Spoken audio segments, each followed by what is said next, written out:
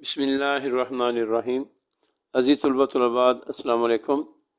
For ever education کے educational plate form پر ایک نئے لیکچر کے ساتھ حاضر ہوں، اور آج کا ہمارا لیکچر اردو جماعت داہم کے تفہیم عبارات نمبر 11 اور 12 کے حل شدہ سوالات ہیں۔ میرے سے پہلے جو تفہیم عبارات ہیں ان کے ویڈیو لیکچر میرے چینل پر موجود ہیں، وہ بھی آپ ملاحظہ کریں، ان کو یاد کریں۔ جو بچے میرے چینل پر نئے آئے ہیں، جنہوں نے ابھی تک میرا چینل سبسکرائب نہیں کیا، وہ میرے چینل کو جلدی سے سبسکرائب کریں، لائک کریں، شیئر کریں اور بیل آئیکن کا بٹن دبانا مت بھولیں، تاکہ ہر نئی آنے والی ویڈیو کا فوری طور پر نوٹیفیکیشن آپ کو مل سکے اور کوئی بھی ویڈیو آپ سے چھوٹ نہ پائے۔ میرا تفہیم عبارات نمبر 11 اس کے سوالات ہیں۔ اس کا پہلا سوال ہے، ہندوؤں اور مسلمانوں نے ایک ساتھ رہ کر ایک دوسرے سے کیا کچھ سیکھا؟ جواب، ہندوؤں اور مسلمانوں کا ساتھ۔ برصغیر میں ہندو اور مسلمان تقریباً 1000 سال تک اکٹھے رہے۔ اس دوران دونوں نے ایک دوسرے سے بہت کچھ سیکھا۔ ہندوؤں کی بعض بری رسومات کو مسلمانوں نے اپنا لیا، اور بعض اسلامی خوبیوں کو ہندو نے اپنا کر اپنی زندگی کا حصہ بنا لیا ہے۔ سوال نمبر 2، ہندوؤں اور مسلمانوں کے آپس میں تعلقات کیسے رہے؟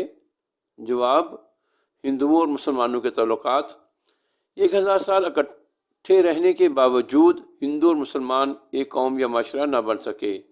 باہمی میل جول کے باوجود دونوں قوموں میں اتحاد اور یگانگت کا فقدان رہا۔ سوال نمبر 3، ہندو معاشرہ آپس میں متحد کیوں نہ ہو سکا؟ جواب، ہندو معاشرہ ذات پات کے بندھن میں بندھا ہوا تھا، اس لیے وہ آپس میں متحد نہ ہو سکا۔ سوال نمبر 4، مسلمانوں نے ہندوؤں پر کتنے عرصے تک حکومت کی؟ جواب، مسلمانوں کی حکومت، اس کی ہیڈنگ ہوگی، مسلمانوں نے ہندوؤں پر 1000 سال تک حکومت کی۔ سوال نمبر 5، دو قومی نظریہ کیا ہے؟ جواب، دو قومی نظریہ ہیڈنگ، ہندوستان میں ہندو اور مسلمان دو بڑی قومی آباد تھیں۔ دونوں کے رہن سہن اور رسوم و رواج میں واضح فرق تھا۔ طویل عرصے تک اکٹھے رہنے کے باوجود دونوں قومی آپس میں گھل مل نہ سکیں، اور دونوں کی الگ شناخت برقرار رہی۔ اسی پہچان کو دو قومی نظریہ کہا جاتا ہے۔ تفہیم عبارت نمبر 12، اس کا پہلا سوال ہے، اس عبارت کا عنوان تجویز کیجیے۔ جواب، عبارت کا عنوان، اس عبارت کا موضوع عنوان ڈرامے کی ابتدا اور ارتقاء ہے۔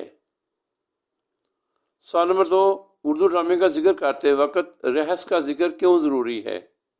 جواب، رہس کا ذکر، اردو ڈرامے کا ذکر کرتے وقت رہس کا ذکر کرنا اس لیے ضروری ہے کیونکہ اسے اردو ڈرامے کے پیش رو کی حیثیت سے تسلیم کیا جاتا ہے۔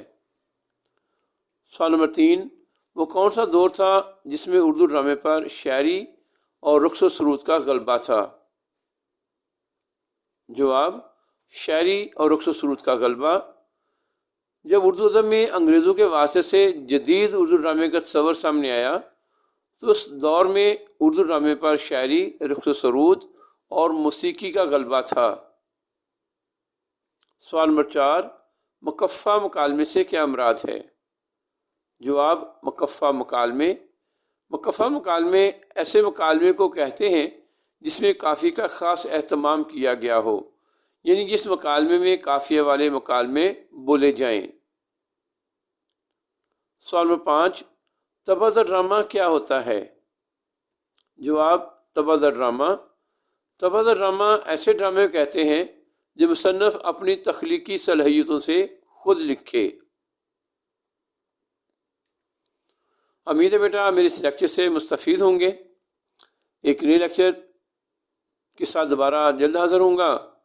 تب تک آپ اس لیکچر کو سنیں، یاد کریں اور اپنے احباب میں شیئر کریں تاکہ زیادہ سے زیادہ طلباء اس سے مستفید ہو سکیں۔ ایک نئے لیکچر تک کے لیے اجازت، فی امان اللہ۔